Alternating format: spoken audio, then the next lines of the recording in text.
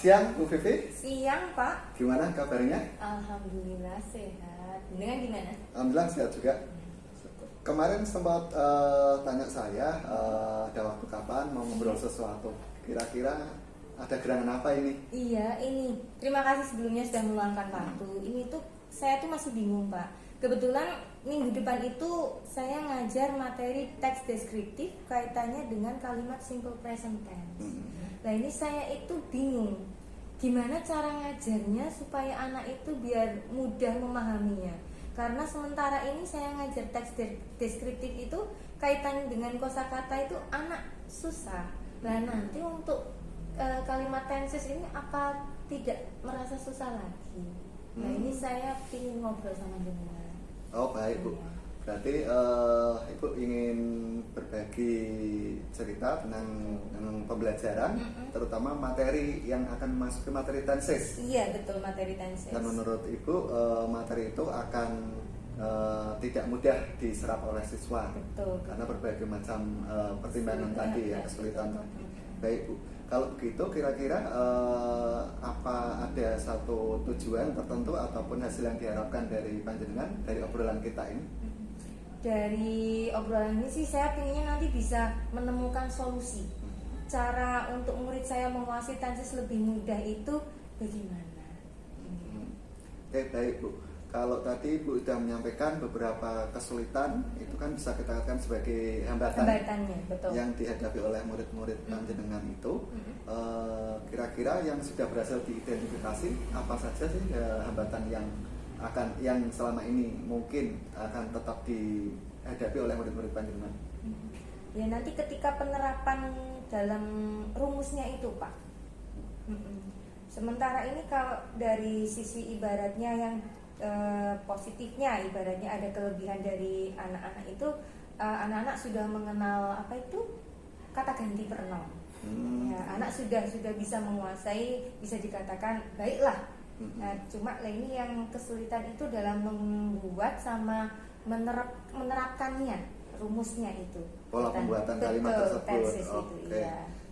Kalau tadi kita sudah membahas masalah kesulitan maupun hambatan-hambatan yang akan dihadapi siswa, biasanya seperti itu. Kemudian kekuatannya juga sudah ada. Sudah, iya kaitannya dengan yang pronoun kata ganti itu. Kata ganti itu, oke. Sudah terbiasa, jadi bisa dianggap nggak hambatan lah sebenarnya modal, sebagai modalnya dia mereka.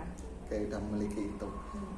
Kira-kira dengan posisi kesulitan dan juga kekuatan yang sudah dimiliki anak itu, bagaimana Ibu nanti menyusun tujuan pembelajaran untuk materi tersebut? Oke.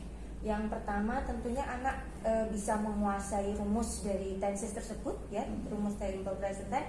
Dan yang kedua nanti anak bisa mengaplikasikan dari penggunaan kalimat itu dalam kehidupan nyata.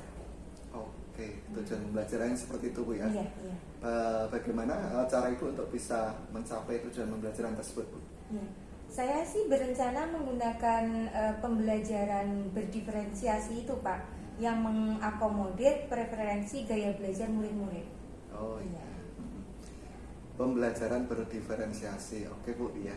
Itu kan juga ada beberapa strategi yang bisa kita gunakan ya Bu ya. Betul. Kira-kira strategi yang mana yang akan Ibu gunakan? Rencana sih yang strategi berdiferensiasi konten itu Pak. Nah, nanti di situ akan mengemas materi dalam 3 bentuk. Yang pertama yaitu materi ceramah, kemudian nanti ada materi tertulis, dan yang ketiga materi video, ya, berupa link. Oke, berarti nanti Ibu akan menyiapkan beberapa konten materi tersebut dalam beberapa format. Paling tidak ada 3 kalau tidak salah ya. Oke. Iya. Nah, apa Ibu juga akan menyiapkan satu ukuran tertentu yang bisa dijadikan patokan keberhasilan dari rencana yang akan dieksekusi panjenengan itu? Nantinya anak-anak bisa memahami rumus pembuatan kalimat simple present tense itu dengan mudah sesuai dengan model konten yang mereka pilih sendiri. Tadi ada melalui membaca, mendengar, dan melalui audiovisual YouTube atau link lah Pak, video. Ibu akan menyiapkan itu semua sebagai strategi tadi ya, atau berdiferensiasi konten pada pembelajaran materi tenses ini. Iya. Kira-kira apa komitmen panjenengan untuk bisa memastikan apa yang sudah panjenengan rencanakan, canangkan ini bisa berjalan dengan baik. Tentunya untuk semua itu saya harus mempersiapkan terlebih dahulu, terutama dalam bentuk materi yang nantinya dikemas 3 itu nggak Pak, ceramah, kemudian ada materi tertulis, dan yang ketiga materi dalam bentuk video yang tentunya itu akan mengakomodir kebutuhan murid dengan gaya belajar baik auditori, visual maupun audiovisual. Baik Bu, berarti itu butuh persiapan yang banyak juga Bu ya. Betul. Kira-kira adakah dukungan dari siapa atau dalam bentuk apa yang dibutuhkan oleh panjenengan untuk mendukung kegiatan ini? Oh iya, tentunya butuh banget Pak, terutama ini nanti untuk persiapan LCD dan proyektor saya akan meminta bantuan dari Pak Menteri selaku staf administrasi. Kemudian nanti dari panjenengan piyambak Pak Niam selaku guru bahasa Inggris, sesama guru bahasa Inggris untuk bisa mengobservasi saya nantinya. Oke Bu, kalau begitu kelihatannya ini panjenengan sudah bisa menemukan solusi dari permasalahan ya, awal Pak, ya. yang tadi kita bicarakan di awal. Iya betul, rencananya seperti itu. Ya insya Allah nanti semoga berjalan dengan lancar. Terima kasih ya Pak sudah menyempatkan waktu untuk berbagi dengan saya mengenai unek-unek saya. Oke Bu, insya Allah nanti kita agendakan untuk observasi kelasnya. Oke, ya nanti kabari lagi aja. Oke Bu. Assalamualaikum warahmatullahi wabarakatuh. Waalaikumsalam warahmatullahi wabarakatuh. Oke, before beginning the lesson, kita mulai pelajaran atau kegiatan hari ini. Mari kita ucapkan basmalah bersama. Bismillahirrahmanirrahim. Okay. How are you today? I'm fine, thank you. And you? Fine too, thank you. Okay. How do you feel today? Bagaimana perasaan kalian berangkat sekolah hari ini? Senang semuanya? Apa ada yang sedih? Atau ada yang masih marah dari rumah atau gimana? Happy. Alhamdulillah kalau happy. Kenapa kok happy ya? Dapat uang jajan. Oke. Kalau ada yang sedih? Ada yang sedih? Oh, isi. Kenapa isi kok sedih?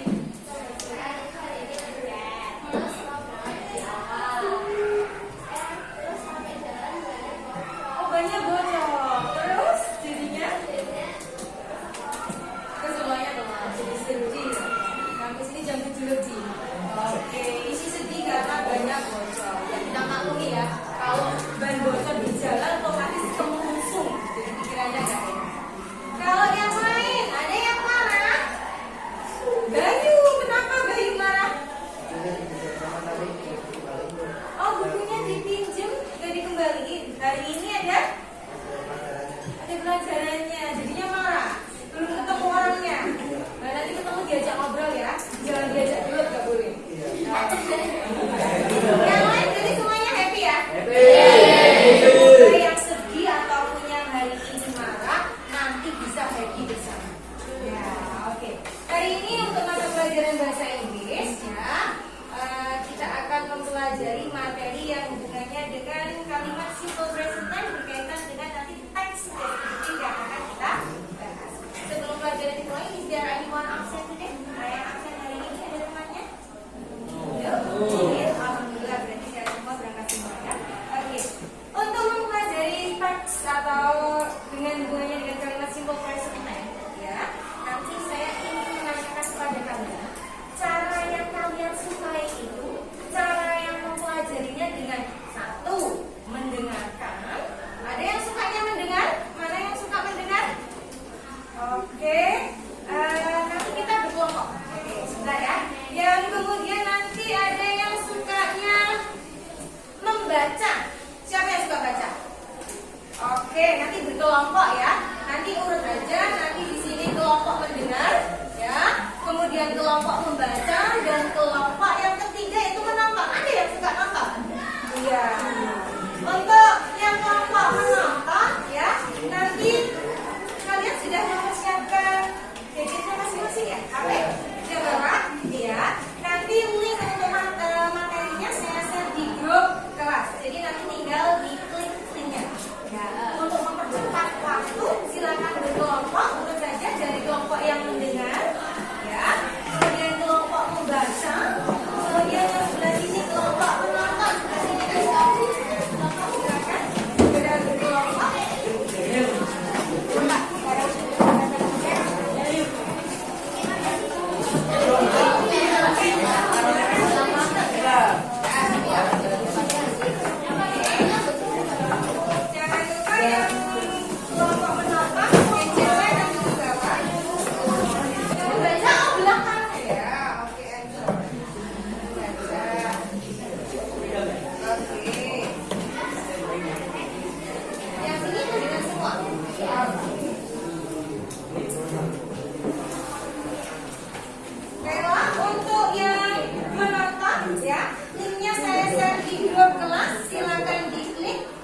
menonton video tentang materi simple present tense. Ya.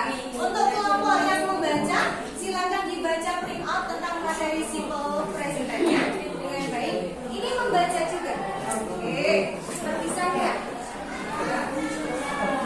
Untuk yang kelompok mendengar, nanti saya akan menjelaskan secara lisan. Tolong didengarkan dengan baik. Bisa fokus masing-masing ya. Untuk kelompok mendengar bisa mendengarkan ke saya. Ya. Jadi main kaitannya dengan materi simple present tense. Ya, materi simple present tense contoh. Contohnya kayak seperti ini. Kita membahas tentang aktivitas sehari. Berapa kali kalian subjeknya ada they, we, I, you, ada she, he. Sedangkan untuk subjek they, we, I mandi, take a bath dulu 2 kali, twice, oke, sehari aja. Oke, nanti saya mandi 2 kali sehari. Di sini akan dibentuk kalimatnya I take a bath twice a day. Bagaimana, sudah dibaca? Ya, sudah dibaca. Oke, untuk kelompok yang membaca. Oke, bagaimana ini? Yang dibaca bisa dipahami kan materi simple present tense? Cukup jelas penggunaannya? Contohnya juga cukup jelas? Pola kalimatnya? Sejauh mana materi itu sudah diserap kalian?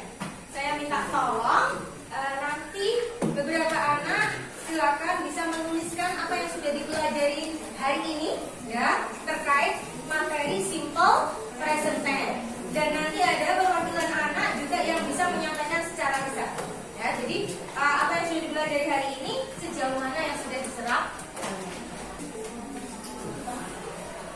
Ya. Attention please. Assalamualaikum warahmatullahi wabarakatuh. Waalaikumsalam warahmatullahi wabarakatuh. Myself, my name is Lisa. Ini saya akan menjelaskan simbol present tense. Dengarin ya. Jadi simbol present tense itu digunakan untuk peristiwa yang mungkin dilakukan atau untuk kata kerja. Nah, simbol present tense itu punya 2 macam. Yang pertama itu verbal dan nominal. Nah, verbal itu diambil dari kata verb. Kata kerja juga diawali dengan subjek. Subjek itu pelaku. Pelaku ada Dewi, Ayu, dan sedikit. Bedanya apa sih? Kalau Dewi, Ayu itu di simbol present tense menggunakan verb 1 tanpa ada tambahan s atau es. Tapi kalau sedikit itu di simbol present tense diakhiri kata kerjanya ditambah s atau s. Bedanya s atau s apa?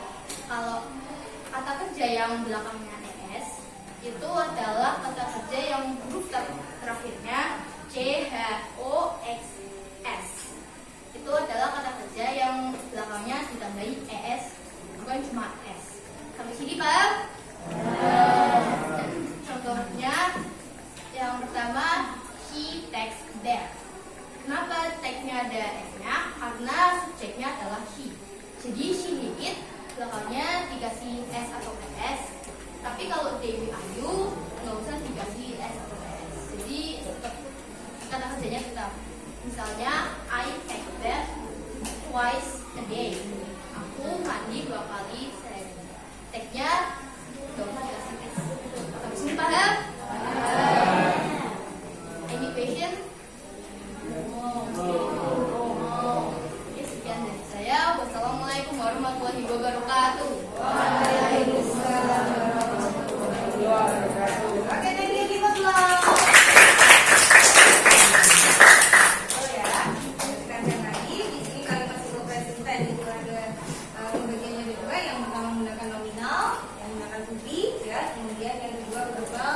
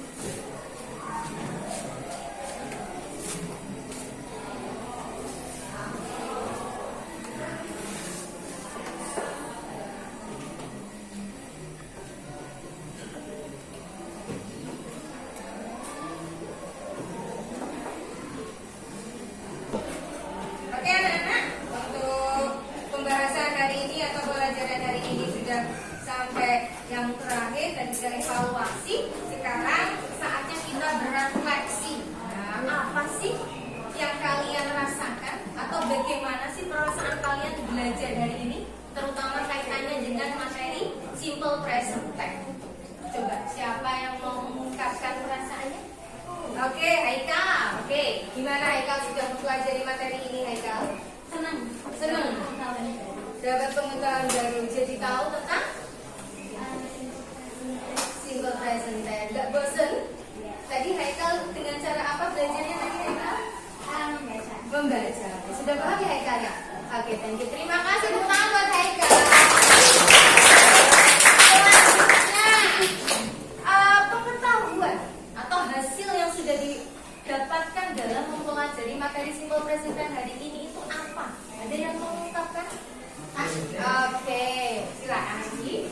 Dapat membedakan kata kerja yang menggunakan S dan tidak. Oke, dapat membedakan kata kerja yang menggunakan S atau tidak. Yang pakai S yang apa Mas Manji? Subjek. Oke, subjek sih. Kalau yang tidak pakai S subjeknya apa? Daily ID. Oke, tepuk tangan buat Mas Manji. Dengan cara apa tadi? Mendengarkan. Oke, next kemudian setelah belajar tentang materi simple present tense ini, what will you do? Apa yang akan kalian lakukan? Oke, David? Apa yang menerapkannya dalam kegiatan sehari-hari seperti makan, mandi, membaca dan lain-lain. Oke, akan menerapkan. Jadi akan mencoba mempraktekkan menggunakan kalimat simple present tense kaitannya dengan kegiatan sehari-hari. Oke, gue tepuk tangan dari terima kasih atas kerjasamanya semua. Belajar hari ini bisa berjalan dengan lancar. Dan semoga apa yang kita belajar ini can be useful, bisa bermanfaat. Let's say alhamdulillah, mari ucapkan alhamdulillah. Wassalamualaikum warahmatullahi wabarakatuh.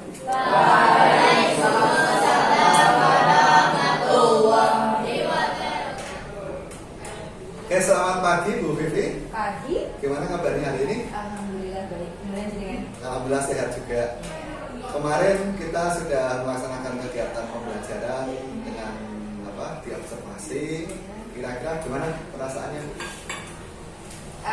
Awalnya ragu Pak, takut nanti penerapan dalam pembelajarannya itu nggak berjalan lancar sesuai rencana yang direncanakan. Jadi ada keraguan. Awal harus menyiapkan beberapa materi dalam bentuk 3 materi ya. Kebetulan kalau selama ini kan mungkin ngajar 1 hari saja, nanti saya ngajar ini semua PowerPoint ya PowerPoint, atau dengan ceramah ya ceramah. Tapi kalau dengan gaya belajar yang saya pilih, strategi pembelajaran ini kan berdiferensiasi konten yang nantinya saya harus menyiapkan 3 bentuk materi ya Pak ya. Yang pertama itu materi nanti untuk ceramah, kemudian yang kedua itu nanti harus dalam bentuk print out yang nanti dibaca oleh anak itu sendiri, dan yang ketiga adalah saya harus menyiapkan video yang berkaitan dengan materi yang akan saya ajarkan untuk yang anak yang memang fokus ke audiovisual. Nah, itu secara tidak langsung menyita waktu saya. Itu yang membuat ini sudah diusahakan seperti ini, nanti hasilnya baik atau enggak itu khawatir saya, dan nanti kaget enggak anak seperti itu. Baik Bu. Kalau begitu dari kegiatan tersebut boleh direfleksikan seperti apa? Kemarin pas proses pembelajaran menggunakan berdiferensiasi konten itu awalnya pembukaan seperti biasa, kemudian di situ yang untuk pembelajaran itu sosial emosionalnya yang saya terapkan pertama kali itu ketika menanyakan bagaimana kondisi perasaan anak pada hari itu. Nah, itu anak bisa mengungkapkan emosi mereka masing-masing. Selama ini kan saya hanya how are you today, I'm fine, gitu, singkatnya seperti itu. Tapi kemarin ada hal baru yang saya coba untuk menanyakan bagaimana kondisi emosi anak pada hari itu. Ternyata tidak semua anak kita pada saat pembelajaran hari itu tuh siap semua dengan kondisi mereka senang, antusias untuk mengikuti pelajaran. Ternyata kemarin itu ada anak yang punya perasaan marah karena bukunya nggak dikembalikan temannya, padahal pelajaran pada hari itu baru satu anak. Kemudian ternyata ada anak lagi yang ternyata bannya bocor, itu yang menyebabkan dia telat beberapa menit. Nah, otomatis itu mengganggu kondisi emosional mereka untuk mengikuti pelajaran. Ya sebagian besar sih alhamdulillah mereka merespon dengan happy Bu karena dapat uang saku. Otomatis itu membuat anak antusias untuk belajar. Oke.